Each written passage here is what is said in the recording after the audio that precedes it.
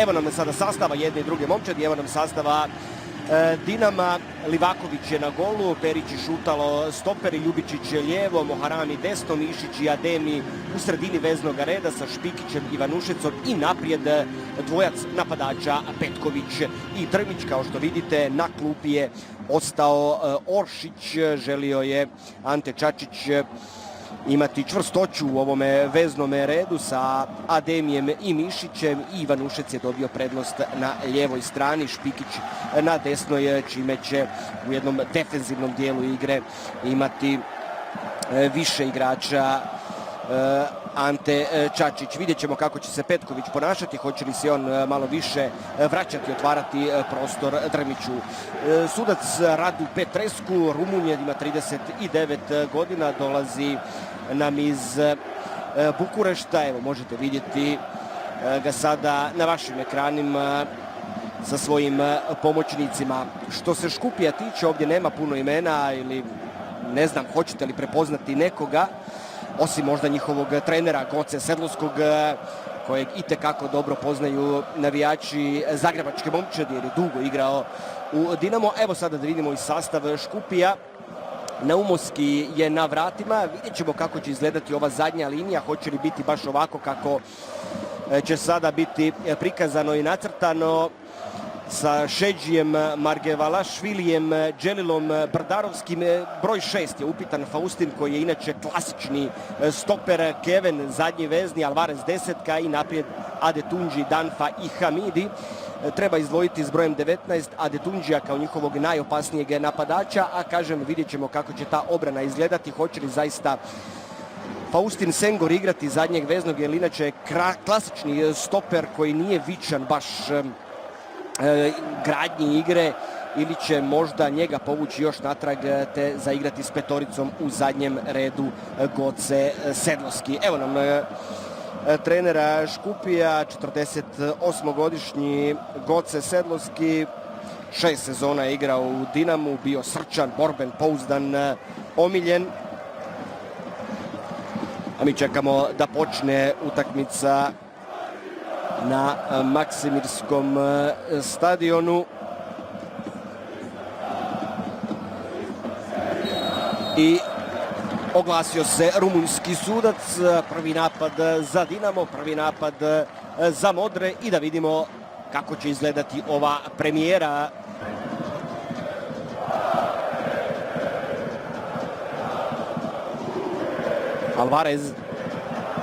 Alvarez, duga lopta prema Kevenu. Keven i brani. Ne, 1-0 za goste. Kakva sada pogreška zadnjeg reda Dinama. Tamo je iz drugog plana uletio Keven, 25. minuta. Gosti vode 1-0.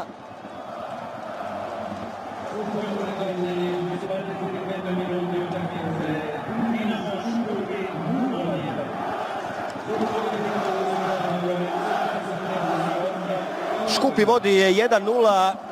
Učinilo mi se na trenutak da će to obraniti Livaković. Da vidimo još jednom iza leđa je to išlo Dinamove obrane. Tamo Mišić se nije dobro snašao. Teofil također. Loptu krasnu je dao Fredi Alvarez. Kažem, dobra lijeva noga, odličan asistent i onda zagrijava se i Stefan Ristovski.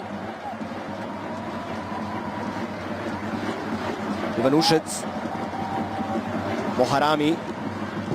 Moharami, sada ubačaj desnom nogom, tamo dva igrača u skoku i gol je! Gol, 1-1. Ajde, 1-1, dosta muke, ali izjednačio je Dinamo pogodkom Arijana Ademija u 44. minuti.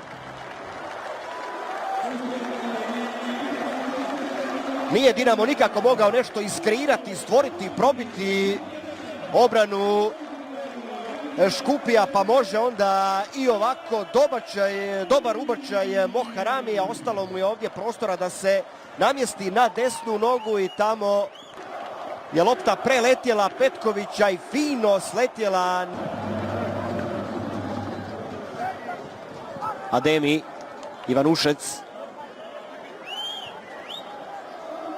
Ljubičić, hoće li doći do Petkovića, neće, hoće do Baturine. Ubačaj Menalo na Oršića, Oršić, da vidimo, Ademi, neće Ademi, ali hoće Petković, hoće! Hoće, 2-1 Dinamo vodi. 2-1 Dinamo vodi, 86. minuta. Ovim promjenama Čačić je razbudio momčad, jednostavno je tečnije djelovala igra Dinama i odmah nekoliko stvorenih prigoda, kažem, 61. pa 80. i evo sada Petković zabija za 2-1 u 86. minuti.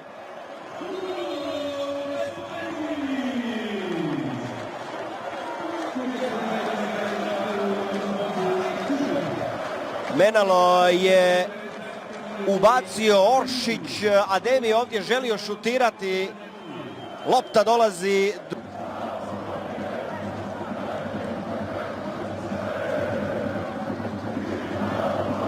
Hoće li Cefas doći do lopte? Hoće, Isuse, kakav pogodak sada.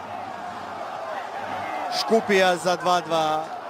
Neugodan, brz je Cefas i ovdje nesporazumi u Dinamovoj obrani. Izletio je Livaković, nije bio ni blizu ove lopte. Dominik Livaković i to je 2-2. I to je 2-2. Da vidimo što se ovdje dogodilo.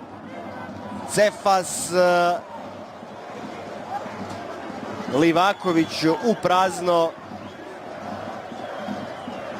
Kasnije ovdje i Ljubičić.